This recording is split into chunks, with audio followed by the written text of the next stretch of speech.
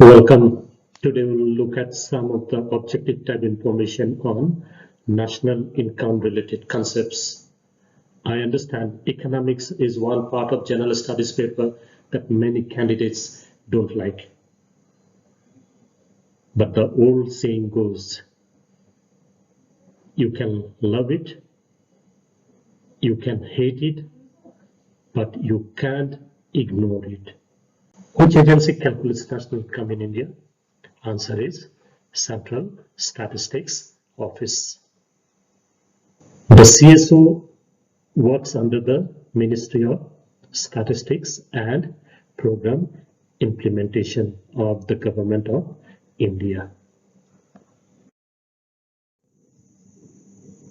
The three methods used all over the world to measure national income are product method or value-added method, where the money value of all the goods and services produced during the year is added. Income method, where income earned by the factors of production is added. Expenditure or outlay method, where the total expenditure incurred in the economy during the year is added.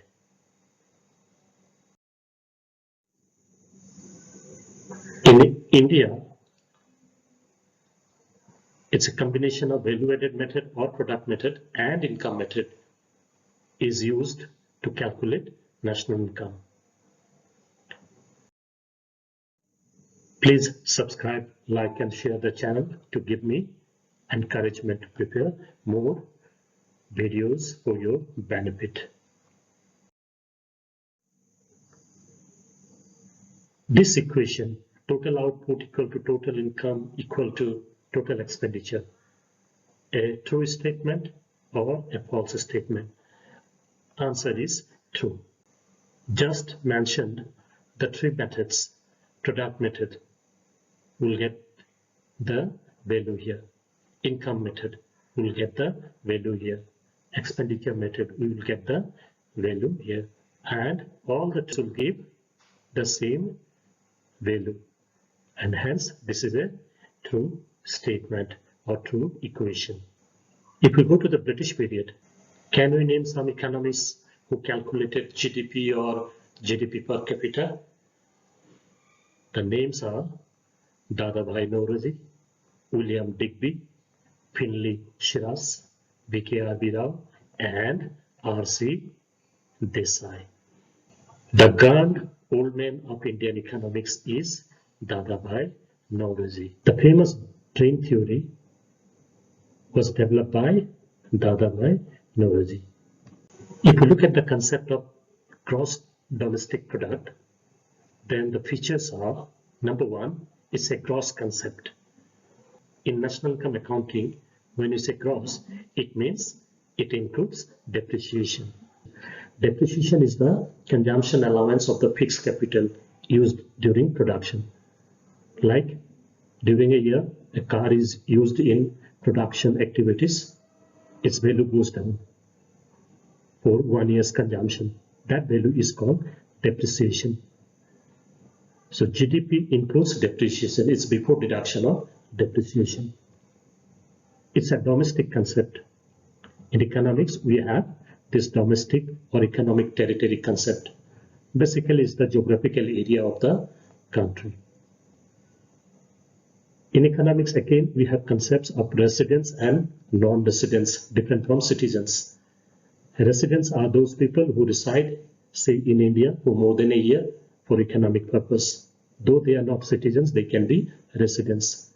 Non-residents are those people who come to India for economic activities but don't reside for a year. GDP includes the money value of the goods and services produced. And when we talk about the goods and services produced, only the final goods and services, raw materials, intermediate goods are excluded.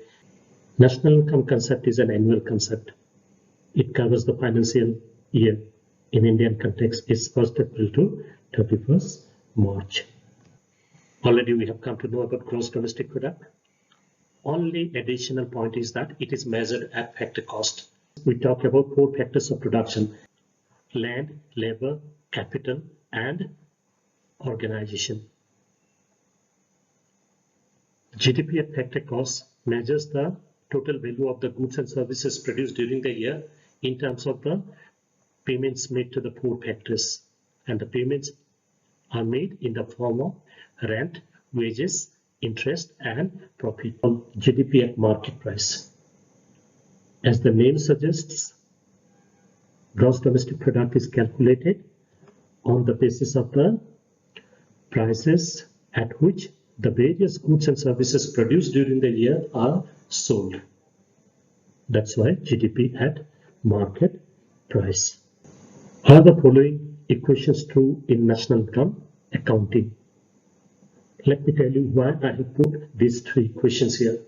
These are so fundamental to our understanding of GDP and GNP concept, NDP and NNP concept, and also GDP at factor cost and GDP at market price, or GNP at factor cost and GNP at market price. Net indirect taxes are calculated by deducting subsidies from indirect taxes. GST is an indirect tax. Subsidy comes from the government for helping the producer. Taxes increase the price, subsidies reduce the price. So the net difference between the two is called NIT. Depreciation is the difference between opening value of the capital asset and closing value of the capital asset. A car used in production has a value of 10 lakhs at the beginning of the year. Once the year is over, the closing value is 9 lakhs. So 1 lakh is depreciation. That much value of the car is consumed. NFI, net factor income from abroad, is net value, factor income, 4 factors of production. During the year, how much factor income a country receives from outside minus how much factor income goes out of the country. The difference is the NFI. If you can remember the last 3 equations and these 3 equations, you will never have problem in differentiating the various national income aggregates. The difference between factor cost and market price is NIT. Market price includes indirect taxes and subsidies. So if we deduct indirect taxes and add subsidies, then we get factor cost. The difference between gross and net is depreciation. If we deduct depreciation from the gross, we reach net value. The gross value of the car was 10 lakhs, depreciation was 1 lakh, so the net value is 9 lakhs. Then we have concept called GNP and GDP. The difference between the two is NFI, net factor income from abroad.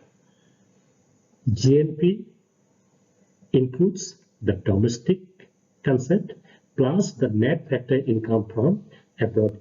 Having known those 6 equations, now we can differentiate between these different aggregates.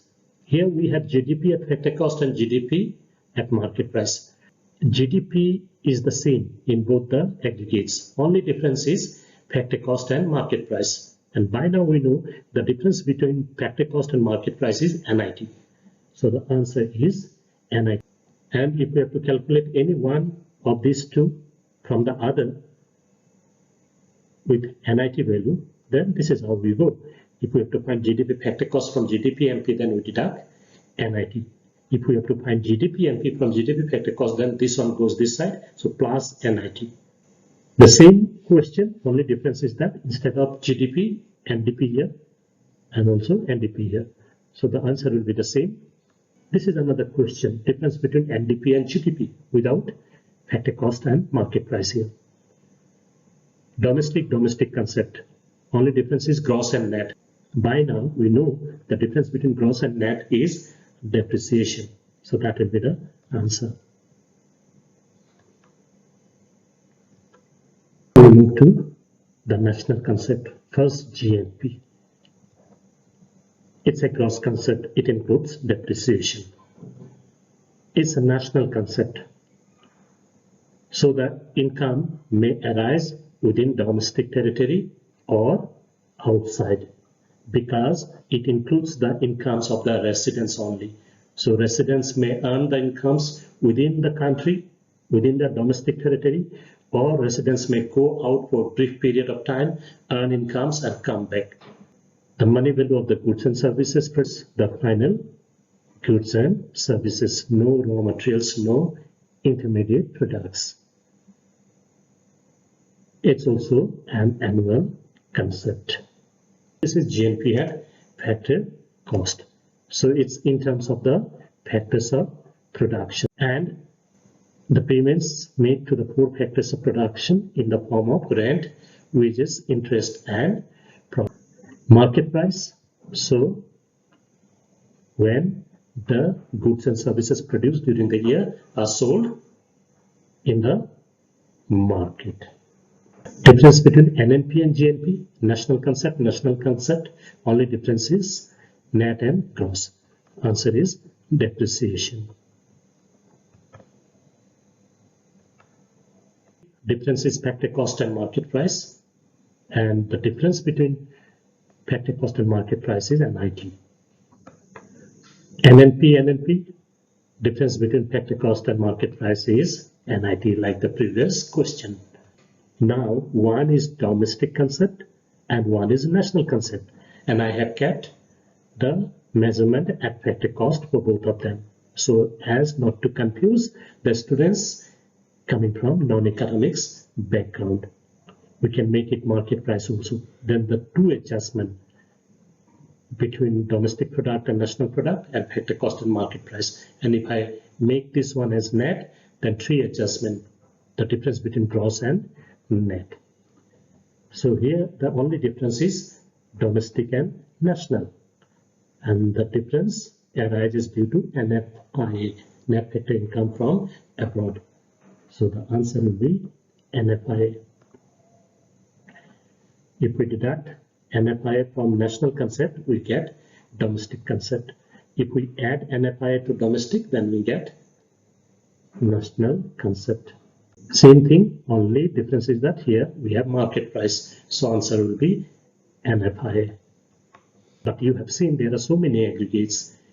GDP, NDP, GNP, NNP, again measured at factor cost, market price, and nowadays at basic prices. If we want to be precise in our composition, then we have to understand that it is NNP at factor cost, that stands for national income.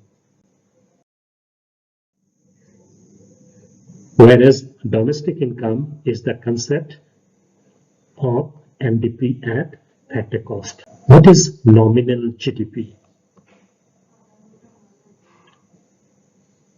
It measures the GDP, and GDP is what? Money value of the goods and services produced.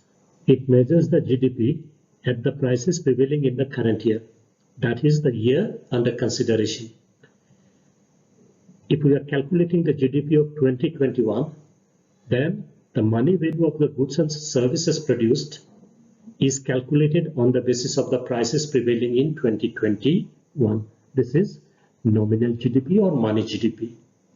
Real GDP also measures the money value of the goods and services produced during the year, but not at current prices, but at constant prices. And what are constant prices? The prices that prevail in another year, known as the base year. So CSO in India decides the base year on the basis of many criteria. One of them is that the year has to be a normal year in different respects. So GDP of 2021 is measured at the prices of 2011-12. It means 11-12 is the base year. So GDP of 2021 is calculated at the prices prevailing in 11-12, and for all other years after this, 12-13, 13-14 also, the GDP were calculated on the basis of the prices prevailing in this year. What are the advantages of real GDP?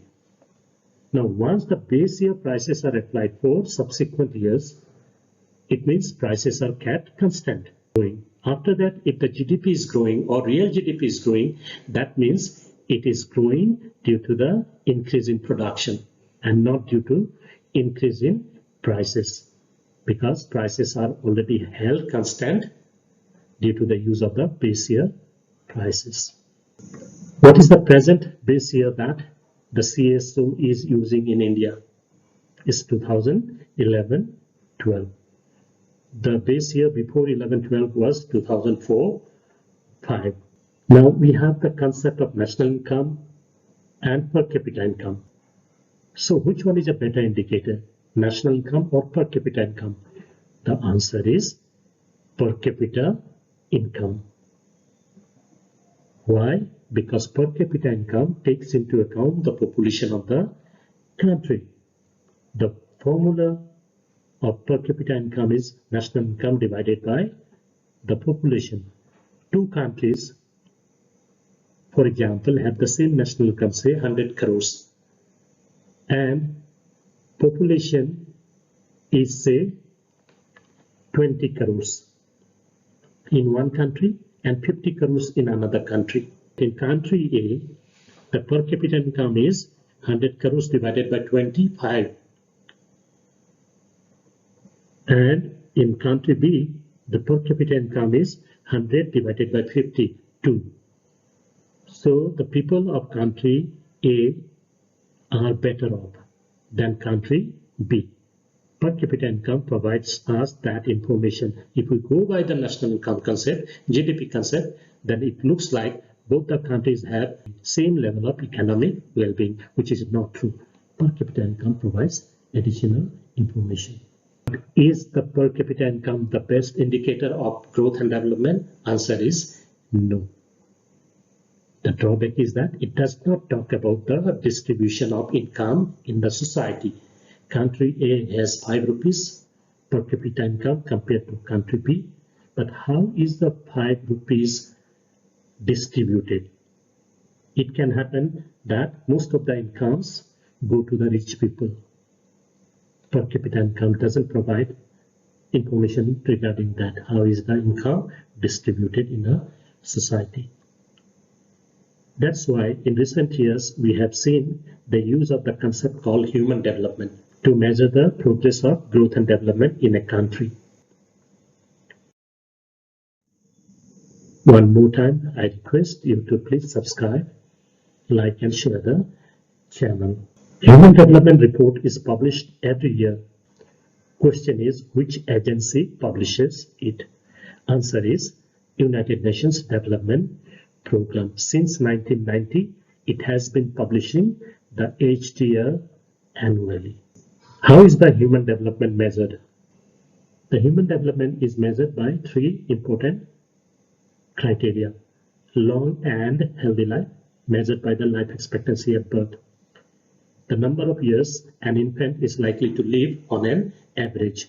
Longer the life expectancy, we can say better is the health infrastructure and health well-being of the people. Second is being knowledgeable. This one is measured as the average of years of schooling for adults aged 25 years and more. On an average, how many years of schooling they had. And also expected years of schooling of the children of school entering age. So if a child is entering into school, how many years that the child is likely to stay in the schooling system. The third criterion is decent standard of living. So income, health, education and income. And income used is GNI per capita. The data on these 3 measures are widely available across the countries, and UNDP collects the data from the member countries and ranks the countries on the basis of the Human Development Index prepared by it. And India's ranking in the human development is not very good. In 2020, India's ranking was 131. Long way to go to achieve a high level of human development. Professor Amartya Sen and Professor Mahbub ul Haq are credited for developing the concept of human development.